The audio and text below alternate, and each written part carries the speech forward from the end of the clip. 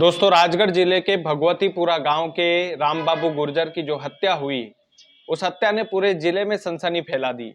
दरअसल भगवतीपुरा गांव में ये जो हत्या हुई है, उसमें कई सारे राज सामने आए हैं और उन राज को जब आप सुनेंगे दोस्तों, तो आपके पैरों तले से जमीन खिसक जाएगी। दरअसल रामबाबू गुर्जर जो है, वो अपने घर की तरफ जा रहा था। रात के 9:30 बज रहे होंगे और रात के 9:30 बजे जब वो अपनी घर की तरफ जा रहा था, तो गांव के ठीक पहले 100 मीटर का एक कच्चा रास्ता पड़ता है और उस कच्चे रास्ते पर गाड़ी धीमी करनी पड़ती है, जाहिर सी बात है। तो रामबाबू गुर्जर ने भी अपनी गाड़ी को थोड़ी धीमा किया।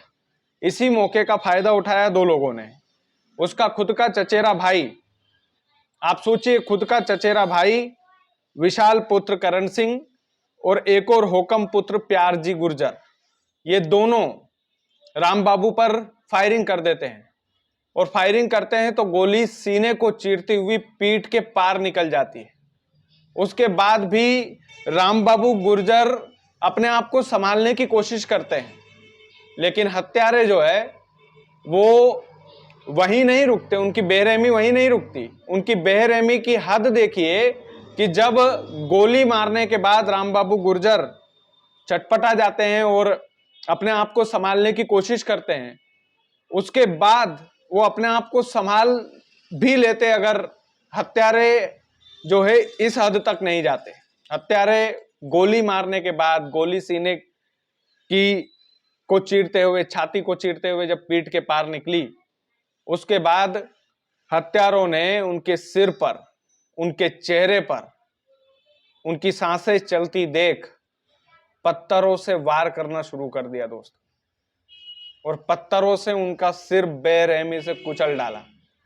उसके बाद रामबाबू गुर्जर की मौके पर मौत हो गई, लेकिन गोली की आवाज इतनी तेज थी कि गोली की आवाज सुन करके उनके एक परिजन है संजीव गुर्जर, मौके पर पहुंचते हैं और मौके पर रामबाबू को इस हालत में देखकर उनके हाथ पैर फूल जाते हैं। वो आनन फानन में रामबाबू को हॉस्पिटल ले जाते हैं। हो सकता है कि रामबाबू को हम बचा लें, क्योंकि उम्मीद तो परिजनों को होती ही है, लेकिन दोस्तों अफसोस की बात कि डॉक्टरों ने रामबाबू गुर्जर को मृत घोषित कर दिया। पुलिस छानबीन में जुटती है और पुलिस को कई सारे तथ्य सामने आते हैं, लेकिन दोस्तों रामबाबू गुर्जर के घर में खुशियों का माहौल था। खुशियों का माहौल इसलिए भी था कि 27 अप्रैल को रामबाबू के भाई दीपक की शादी होनी थी घर में। तो पूरा परिवार, जाहिर सी बात है, जब घर में शादी होती तो पूरा परिवार खुश होता है। रामबाबू गुर्जर का परिवार भी वैसे ही खुश था। शादियों के कार्ड बांट रहा होगा, खरीदारी कर रहा होगा। और सबसे जो दिल दहलाने वाली बात है इस पूरे मामले में, रामबाबू गुर्जर की 1 साल की बेटी है दोस्तों, और उनकी जो पत्नी है वो 5 महीने की गर्भवती पत्नी है। और इस पूरे मामले में पारिवारिक कलेश के चलते इस हत्या को अंजाम दिया गया हत्यारों के द्वारा, और एक हत्यारा तो चचेरा भाई है।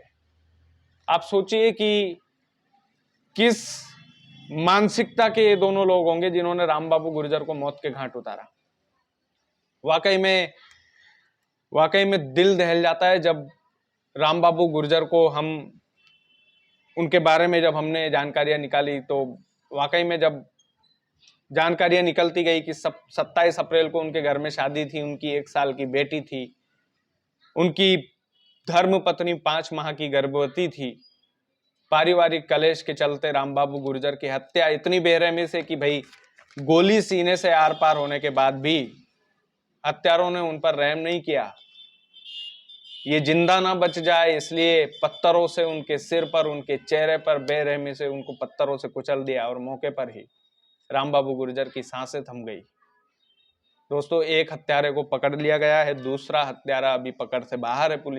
पुलिस जांच कर रही है, पुलिस पकड़ भी लेगी, लेकिन भगवतीपुरा गांव के रामबाबू गुर्जर की इस हत्या की चर्चा पूरे जिले में है, और जाहिर सी बात है कि यह हत्या बेहद ही बेरहमी से की गई थी, बेहद ही बेरहमी से की गई थी। इस तरीके का जो हत्याकांड है वो दिल दहला देता है दोस्तों।